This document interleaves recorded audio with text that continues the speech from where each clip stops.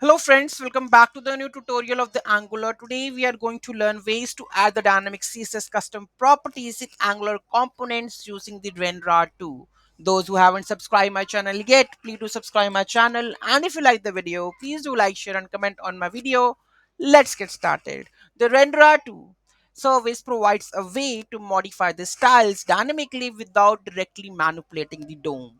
To set the CSS variable dynamically using the Renderer2 in Angular 19, you need to leverage the Angular Renderer2 API to interact with the DOM. This method is more Angular friendly way to manipulate the DOM as it abstracts way direct DOM manipulation and provide platform independent solutions. To generate the component, this is the command line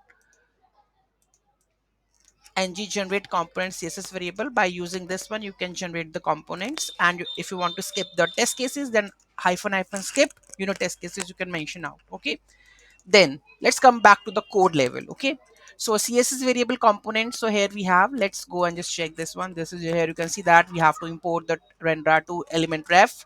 Okay, so in the constructor we have to inject the dependency, right? Set the css variable dynamically with the set css variable document dot element dot style, set the property variable and the value. Then on the change color, I want to change the color dynamically, then there is a function that is called change color, and here we have to change the color dynamically. Okay, so here you can see that, right? And then we have a change font size, so font size between 14 pixel to 24 pixels. So we are just setting the font size dynamically, right?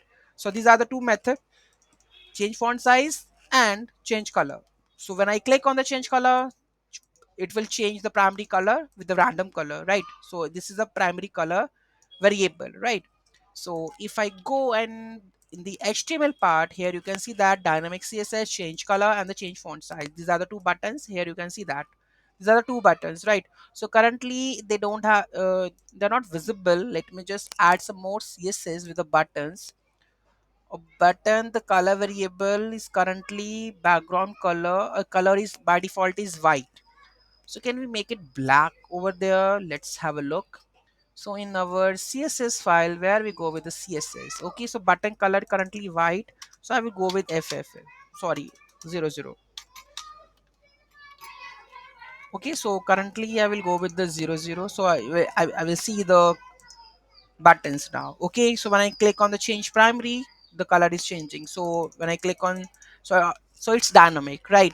I want to change the font size. So here you can see that font sizes changes, right? Okay, so this is how you can set the dynamic font sizes.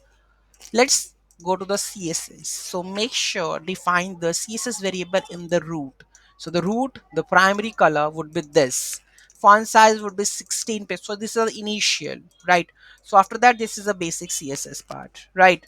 Okay, so when I try to make the changes, dynamically set the CSS in the component.ts file. So these are the methods, and with the help of this .set css variable, you are able to set the custom css into your Angular components, right? Any doubt, any query in that, do let me in the comment section. Thank you so much for watching this video. Have a great day.